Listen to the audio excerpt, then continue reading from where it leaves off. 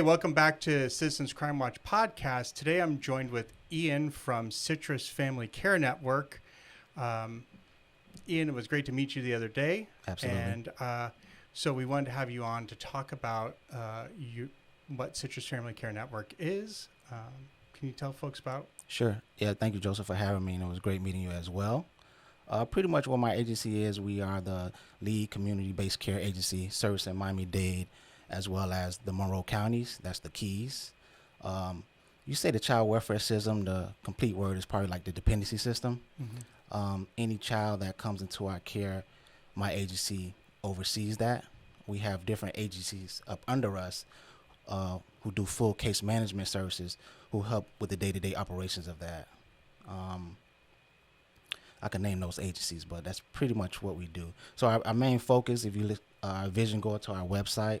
Our vision is for every at-risk child in Miami-Dade and Monroe counties to grow up in a safe, loving, and nurturing and permanent family. That's great. And the website for those who want to go check it, just the URL for that is? Sure. www.citrusfcn.com, CITRUS, the letter FCN.com.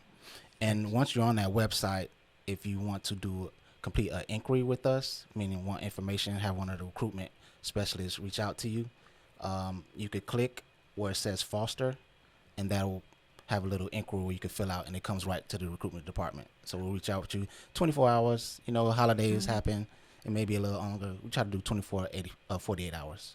I was looking at the website earlier, and there is a lot of information about the different services under the umbrella of Citrus. So I can explain those as well. Yeah. We have our, we'll start with my department, recruitment. So we're out in the community. That's where we met at, talking to different providers or doing different events. We're pretty much everywhere because we service Miami-Dade. We have our placement department. They have the direct connection when children come into care to make sure they're placed in a licensed foster home. Our intake department, kind of one and the same, as well as our we have who works with recruitment. We have what's called retention, our foster parent liaisons who are assigned to assist the foster parents, whatever they may need. We have our adoptions unit. We also have our transition and youth specialist unit. Those children are, well, not children, they're young adults, 18 and 23. That unit I actually came from for 5 years. We have nurse case management. We have IT, quality insurance, just to make sure everything's going on. So we work hand in hand with Department of Children and Family, as well as we have agencies up under us as well, who we partner with. So you work with a population that is pretty vulnerable. Absolutely. How does a child come into the foster care system? Right. Three main reasons, but the specific ones are abuse. Abuse could be defined as sexual, mental, or physical, abandonment, or neglect. And what happened was someone called the Department of Children and Families. That number is 1-800-962-2837. That's the abuse hotline. It's known across Florida. That's the only hotline. So once somebody calls that kind of starts the initial process. Not all families, children get removed and come to us. Right. The Department of Children and Families, through their child investigators, the PIs, they call them, private investigators, try to do everything they can to keep the families in their home. If a child has to get removed, then they're linking to a family member or a non-relative or something like that. But worst case scenario, they come to us. That's when the kind of ball rolling from my department. We're looking for qualified foster parents. We don't want to, there's trauma involved in it, so we just don't want to remove a child and put them anywhere. Right. We want them to stay in their same school, have their same friends, kind of have that same normalcy, if that can be. Yeah. So that's pretty much it. I do want to give the names of the full case management agencies we're partnered with. Sure. We have Center for Family and Child Enrichment. The acronym for them is CFCE, we call them. They service the Miami-Dade, the north area. Okay. We have Children Home Society. They kind of service the south area. And then the central area, we have Family Resource Center, we call them FRC, kind of the central area.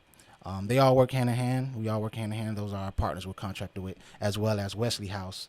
They serve the lower keys and the upper keys. Okay. All right. So they do the day-to-day work, Okay. and we oversee the work. So we all kind of work hand in hand. Okay. So the first way is abuse of some sort. What are other ways that kids come into the system? Abandonment.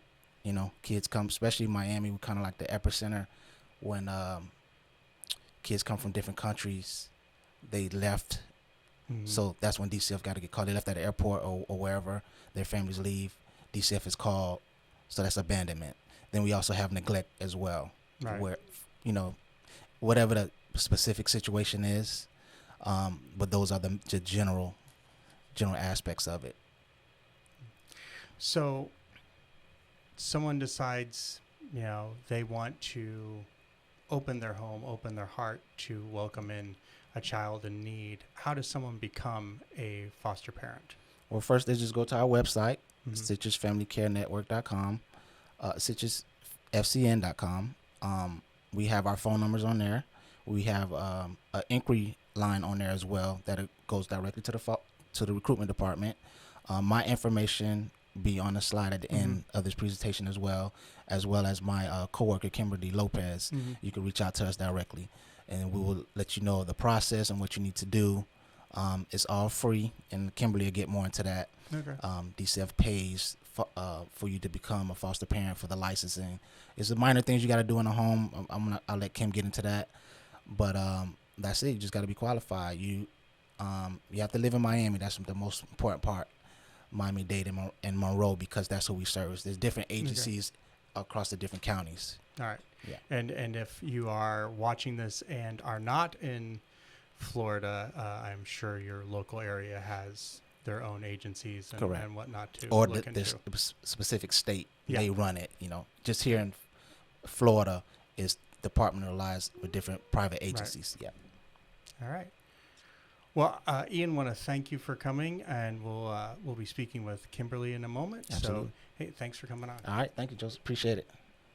Now we're joined with Kimberly Lopez with Citrus Family Care Network. So we just talked with Ian, and we had started to get into the topic of how does someone become a foster parent. And he lightly touched on it, but he said, you had the more in-depth information. So somebody's out there, they're seeing this video, they realize they want to open up their heart and home to a vulnerable child. How do they go about doing that?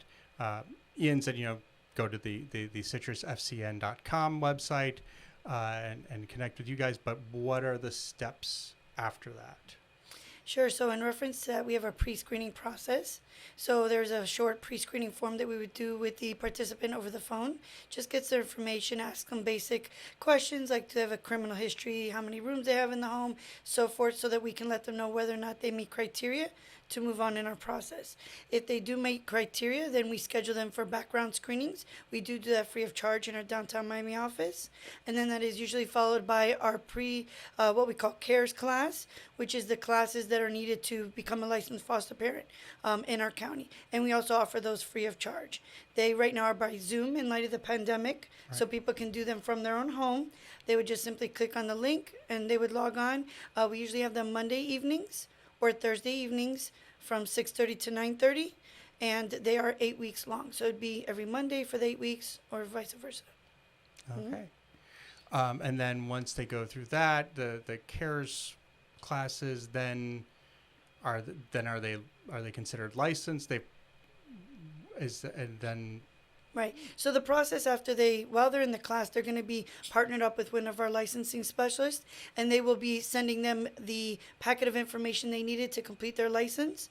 There's also home studies that have to be completed so that the licensing specialist can verify that they do have the capacity as far as space and that the home is a safe home for the child. And the participant is provided a list of requirements and so forth in advance so they can make sure that they have something that they may not regularly have in the home, such as a fire extinguisher. Some folks do, some don't. If you're expecting littler children, then you will need certain things, obviously. If you have a pool, so there's certain different things so we do supply a list in advance so that way folks know what to expect and what's needed in anticipation of that visit. And so while they're in the class, usually that process is being done simultaneously.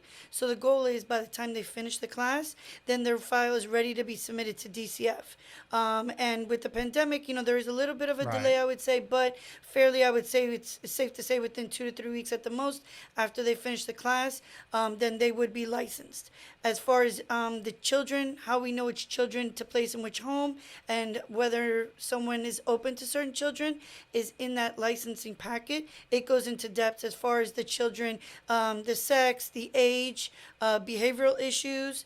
As you know, dealing with the foster children, these children have experienced trauma, sexual abuse, so forth. So we want to know what the person feels comfortable with. So that way, when we call them to place a child in their home, it's going to be a good match, and we won't have to either, traumatize that prospect, that foster parent, or also our children by having to remove them because the foster parent doesn't feel that they have the abilities to, foster or to help that child. A little about myself. I am from a family with an adoption. We adopted my cousin. So originally we weren't planning to, but it happened. So is that in some situations, I know you're more on the foster side of it, but say a foster parent and the child click and reunion is not a possibility. Is adoption the next possible step for a foster parent? Right, so the way that the process works in reference to that is all of our children come in with the goal of reunification. Parents are usually given a case plan goal of 12 months to which they have to complete the services that the court has requested of them. If during that time, at any period, the judge feels that the parent is not, or the child's not able to be reunified with the parent, then the DCF would petition the court to TPR those parents' rights. And once that process is completed, then the goal is changed to adoption, and the child is available for adoption. But by law, we are required to seek living relatives or family friends, Right. and they would receive, or priority that say in reference to, usually we would know them by then, but they, are able to apply for the adoption of that child. If there is no one available, then that's when the foster parent would be able to adopt the child. For those who are unfamiliar with the process of the adoption, the benefits from the state, the cost is for the most part covered by the state. You are required to find your own attorney and pay said attorney, but the state does give you a credit when you finalize the adoption, and a large portion of our parents use that same funding to cover that cost. So there is no really, in a sense, out-of-pocket cost. The children also will continue to receive a monthly stipend till the age of 18, and they do have free Medicaid as well. And then the child will qualify, since they were a ward of a state, usually 6 months or more, then they will qualify for free in-state tuition. So they can go to FSU, FIU, Miami-Dade College, and their tuition is covered by the state of Florida.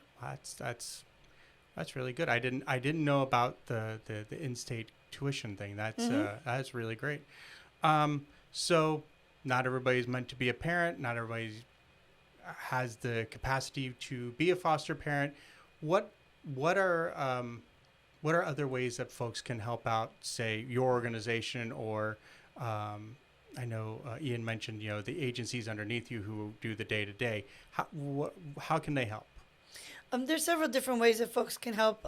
We accept donations. We're always in need. As you can imagine, some of the children come with literally just what's on their back.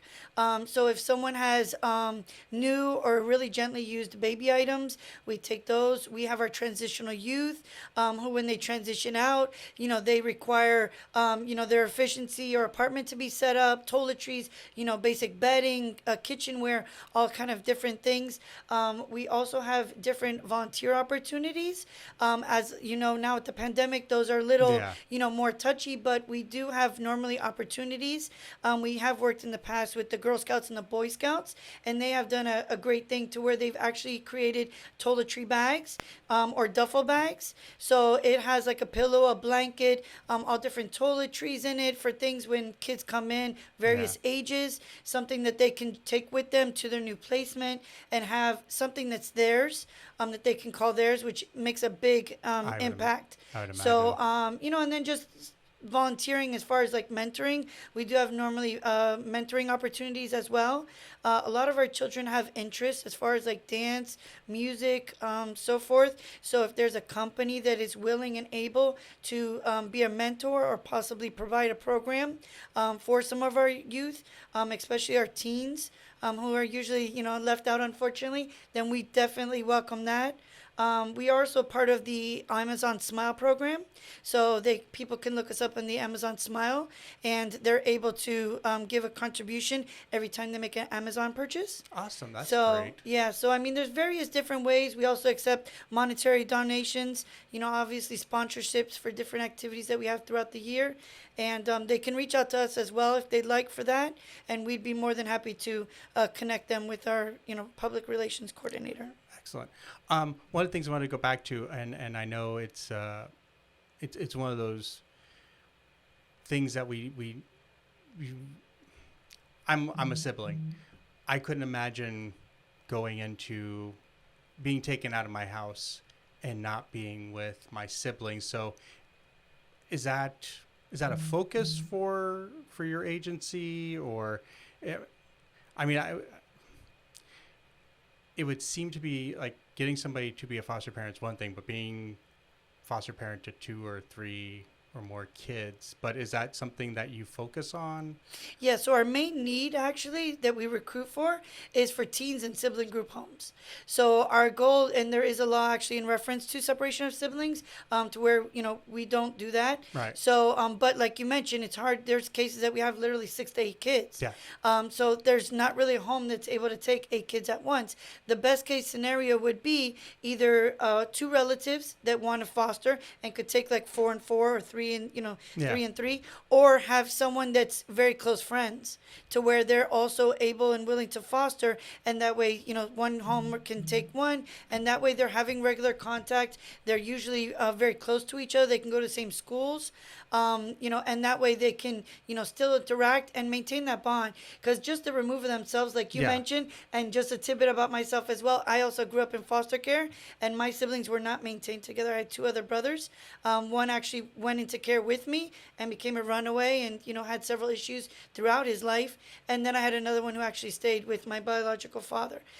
So in reference to that, I definitely can relate to that, and that is definitely a main focus that we have when we do go out recruit. That is, teens and sibling groups right now are our hugest and hardest population to recruit for, and but there's such a need. And I think there's a lot of misconceptions, especially with our teens. A lot of our sibling groups contain teens as well. And so folks will want to maybe take in siblings, but only little ones. Yeah. And we encourage everybody to open their hearts, open their minds, because these children are victims. Yeah. They with the right love, discipline, and stability, they're successes. I mean, we see it, throughout the years with many different people who have been adopted or grown up in foster care, such as myself. When you have that stability and you're provided the opportunity, you can reach goals and you can succeed. It's just having people realize that not every foster child, or not even just not a foster child comes in, delinquent.